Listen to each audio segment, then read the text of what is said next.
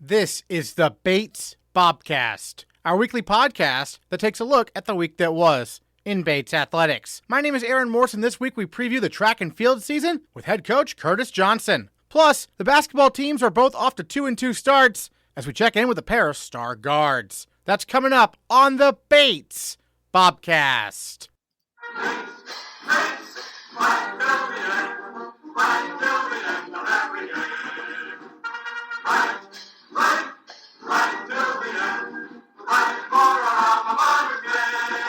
The Bates men's basketball team split a pair of games against opponents from Maine last week, falling 73-64 at Southern Maine on Tuesday before bouncing back to defeat the University of New England 87-57 on Sunday. Sophomore guard Jahmir had a big week for Bates, tallying a game-high 20 points on 7-11 shooting at USM and recording 10 points on 4 of 6 shooting against UNE. And for that, Jahmir is our male Bobcat of the week. Well, Jahmir, now a sophomore here at Bates. Tell me a little about what you've been kind of working on to, improve from year one to year two, because a pretty successful year one, but obviously things are working out so far in year two as well, right? So I think mainly for me it's just, just being more comfortable, and especially with the ball in my hand a little bit more. Last year, being a freshman, I came in, there were other guys that, I could kind of cater to. I think this year, my role with the ball in my hands is, a little bit more. So kind of just getting comfortable with that has been my biggest focus. I've really noticed your three-point shooting has really improved since you were first at Bates, even at the end of last year. What have you been working on to improve the three-point shooting? Definitely just, getting a ton of shots up, whether that's, before practice, preseason, after practice. And I think that's also comes with, just being comfortable with the ball in my hand, knowing that my teammates want me to take those shots, and, whether miss or make, they still want me to take those shots. Excellent. Then you and Steph obviously are both, guards. How do you kind of divvy up who's, running the offense? How does that kind of work during the game? Good question. I would say we kind of just, feed off each other. I kind of just read his movements and, the way he play. If I feel like, he's going to benefit in the situation, or I'm going to benefit in the situation, I'll take over, or, he'll take over. Kind of just, making reads and, seeing where we have the advantage and taking advantage. For this year's team, it was a nice win over UNE the other day. Everyone got to play. Was it cool to see the young guys get the opportunity, or some of the guys who don't normally get to play as much? They got some points there, right? Yeah, it was great. It was great to see, the group of guys, come in and handle business, and it was just amazing for the bench to see, Cam, Graff, Dave, and, all the young guys get in and get that first college game under their belt. I know a couple of them scored, so I'm just happy for them. They're great teammates. I couldn't ask for a better group of teammates, honestly. Excellent. Then last year, obviously, you got your first taste of the NESCAC. Yes. Coming from Long Island, you maybe not have been familiar with the conference before. What did you learn about it, through all of last year playing in that conference? It's a tough conference. Every game is a rough game. You're gonna have to fight to win it. I had really no knowing of what the NESCAC was like. It's really a hard-nosed, tough conference. All teams are able to win each and every night, and I think we're prepared for conference play, and it's just going to be for us a fight every game. So we're prepared. We're excited for it. Excellent. You've got some non-conference games, obviously, this month here in December, mostly at home, but then a lot of road games I noticed after that. So you guys prepared to hit the road for quite a bit here? Yes. Actually, Coach actually spoke about that a little bit. Just preparing and kind of knowing that we have a lot of road games coming up, and I think we're prepared for it. We love having games here in Alumni, but it's honestly just a mentality for us. Whether we're playing here, whether we're on the road, it's the same principles, the same goals, and at the end of the day, we're gonna come out and fight for a W. Excellent. Well, by the time people listen to this, you guys will probably be playing Husson in the middle of the game. But give me some keys to victory tonight. Defense. Yeah. Defense. We have to, rebound and defend. Coach is big, on offense, just us playing, allowing the offense to come to us. But I think big for us today is going to be our defense, pretty much setting the tone defensively early on. Great. Jahmir Primer, thanks so much for joining us on the Bobcast. Really appreciate it. Thank you. The women's basketball team fell to WPI by a count of 56-54 in a tight contest Sunday at Alumni Gym. Senior captain Meghan Graff had a huge game for the Bobcats, scoring a game-high 28 points on 11-24 shooting while knocking down 4 of 5 three-pointers as well. She is now 7th on the Bates all-time career scoring list. Meghan Graff is our female Bobcat of the week. Well, Meg, obviously a new-look team this year for the Bobcats. Through 4 games, we're talking on a Tuesday. By the time people listen to this, you would have played Husson. But just tell us a little about, this new-look squad and what your role is this year as, the senior captain. I think it's super exciting, definitely having just a bunch of new roles being filled. Obviously, I'm sure, you talked about it, our coaches talked about it, but graduating seniors who, played all their 4 years, and so now having these roles filled, I think it's super exciting. It's giving people an opportunity to step up, and I think it being our 4th game of the season, it's going to take some time to fully transition and get used to having new roles, lineups, and all that, but definitely really exciting. And I think my role as a senior and a leader on the team is just being as supportive as I can be, trying to, just be a leader on and off the court, being a facilitator, and helping to transition it into this new dynamic team as quick as we can. And the game against WPI was really close, obviously, back and forth kind of all game.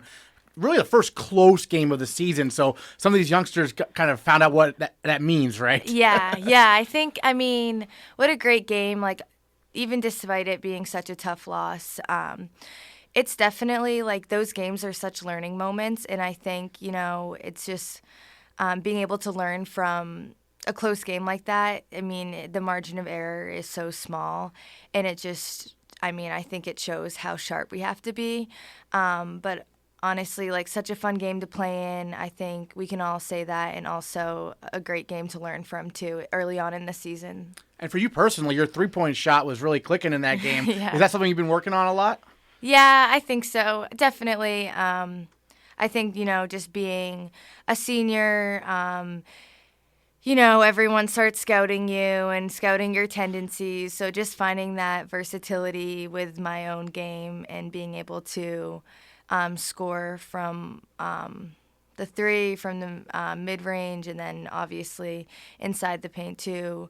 But having that versatility there is something that I've definitely tried to work on. I know we've talked before about, you got some coaching experience during the pandemic and everything. Yeah. Is coaching something you're still kind of looking at in terms of a future possibly?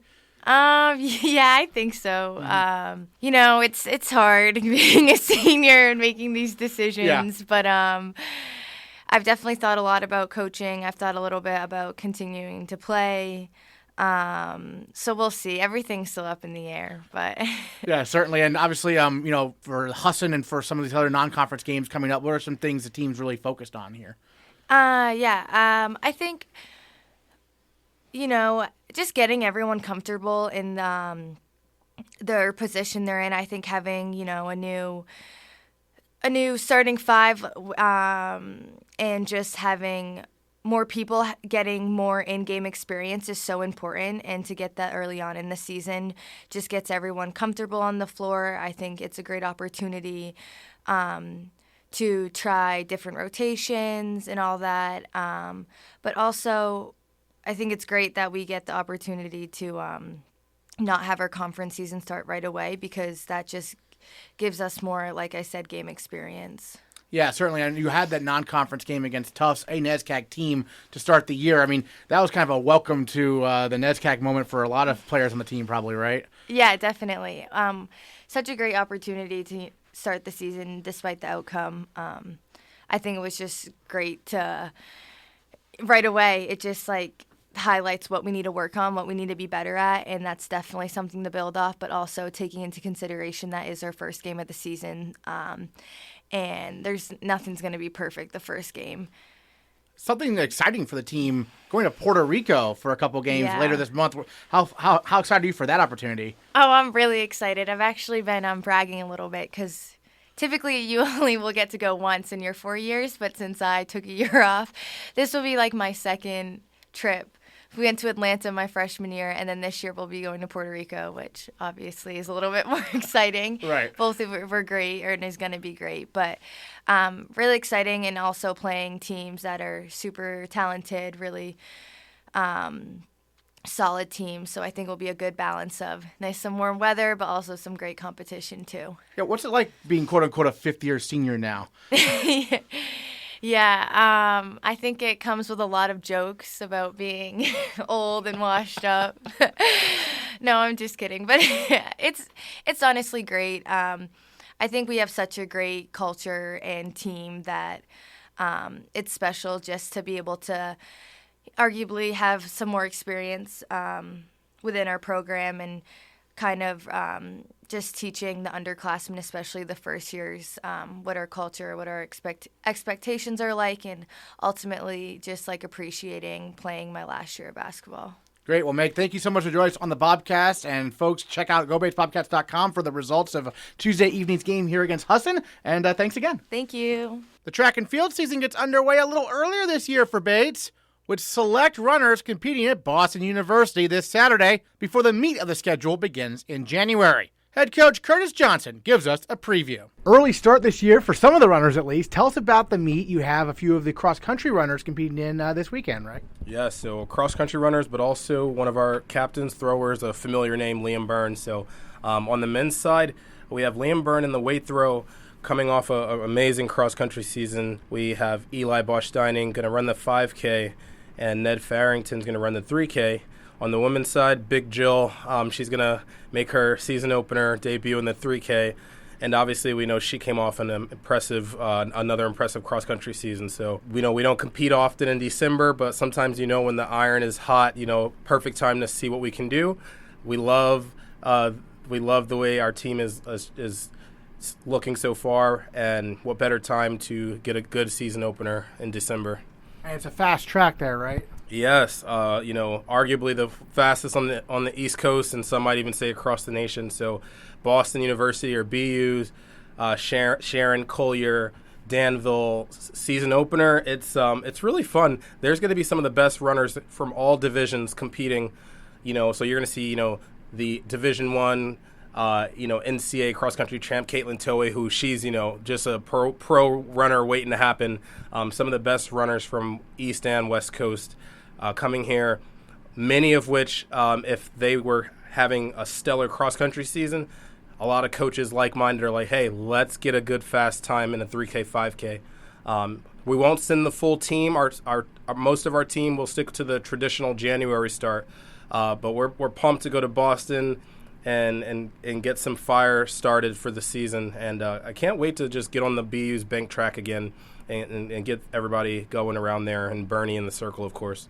Excellent. So tell us a little bit about the team this year in terms of who are the captains for both teams, the men and the women, and what's it like leading both teams now this season? Yeah, it's a little bit intimidating. This is a new era. We have a big squad, near 120 combined. So going into this year on the women's side, our cross-country captains are rolling over just to join our trio from the track. So Elizabeth, Jillian, and Jordan are going to join Alice, Abby, and Maddie for the track season and have a good group of 6 there for the women. Merging our program like this, it's a big deal. So we really want to make sure people see that we are better together. The cross-country season really showed a new lens that we can be successful with a co-ed experience, and so we're going to keep with that momentum. On the men's side, I mentioned Liam Byrne as one of the captains. He's joined by Ryan Smith. We have Wyatt Bates, one of our jumpers, Colby Stockton-Pickering, Evan Cook, and similar to the women, really have somebody covering every event group. Does that happen all the time? No, but this is a special year where we have somebody from every event group that can be a leader. and that's going to be very helpful because especially this senior class, I think they have a lot of good co-ed energy that is going to help show us, a lot of what our team's going to look like this year. Great. What are some goals, the team has in mind in terms of what they want to achieve, in the indoor season and heading into outdoor? Just winning culture. Anytime we have a Bates uniform on, we just want to put it out there. Last year, the last 2 years were tricky, right? So just having a full season was something we were pumped to do. But now, we can say, we're having a year. We're going to go for it. Men were 4th at regionals, New England regionals last year, indoor and outdoor, and cross country. So this year, we know that we're bringing back a strong team. So being consistent with top 4 and better, that's a steep goal, but we're going to go for it. On the women's side, we are coming off a very impressive fall, so we want to be a strong factor amongst our peers in the region. And some of that's going to take the form of individuals. Some's going to take the form as some of the best relays we'll see in a while. So I'm excited that the team's training is matching up with some of our goals that we left off with last year. And that's why we don't compete in December often, but that's why we know we can get off to an early start just to set the tone. Excellent. Well, and you mentioned relays. Is part of your job putting together the perfect relay teams for different events and whatnot? I know the DMR is big for indoor. Yeah, so on the sprint side, I take the lead on, organizing that. Mm-hmm. Coach Feldman, who what a great fall debut as a Bobcat. He will really take the reins with the distance legs that get on those DMRs, and there's also a 400 leg on there, so a sprinter involvement. But the DMR is always a really fun team-oriented event, just like the 4x4 and the 4x8. In terms of going into championships, 4x4 and DMR are the ones that are at the national level. Right. So I'd say that those can really dwindle down to being the priority later on. But we're always developing legs for the 4x8, 4x1, and 4x2 for the women indoor. So relays, it's a group effort, and that's something we want to carry with us going into the season. Tell us about some of the home meets we have coming up in January, right? Yes, so our traditional Bates Invitational and Multi, January 20th and 21st. That's always fun because the multi-eventers get to kickstart us on Friday. Everybody's just, coming back from dinner, cheering them on, and that gets us going incredibly hard for Saturday. We're hosting the main state meet this year, indoor for men and women. Last year it was combined, and this year it will be again. Right. What better timing when we're combining? Many people may not know this on the Bates campus, but the track and field New England championships for us is going to be combined for the first time. Mm-hmm. So New England is going to be under one roof. That's going to be such a big help for coaches who coach both genders and can be under one roof and not have to worry about one team being in Western Mass and the other in Connecticut. So we are excited to host 2 meets at home.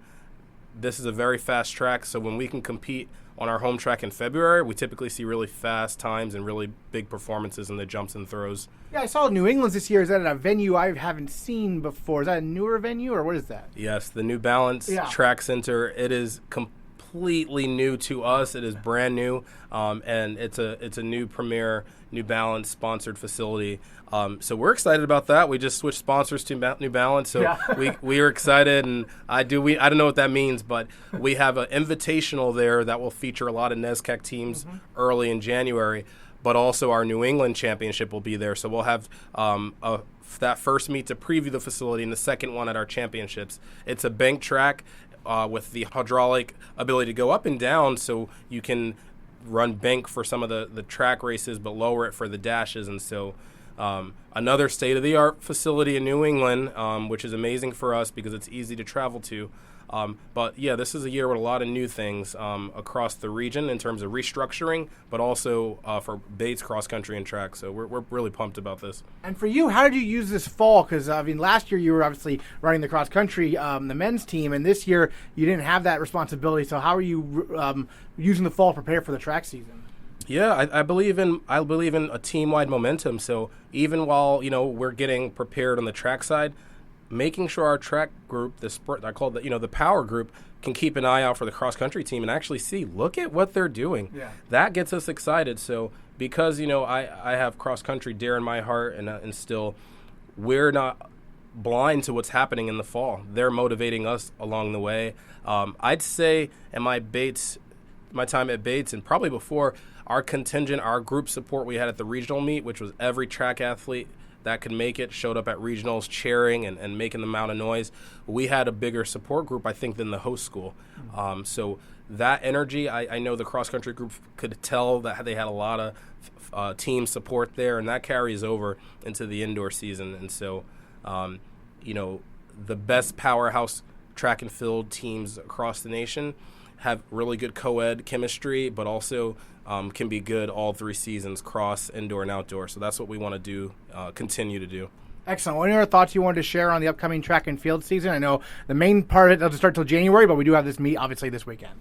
Yeah, we're building something special here, and I want to make sure that people know that we don't take for granted the fact that we have something new and special happening here.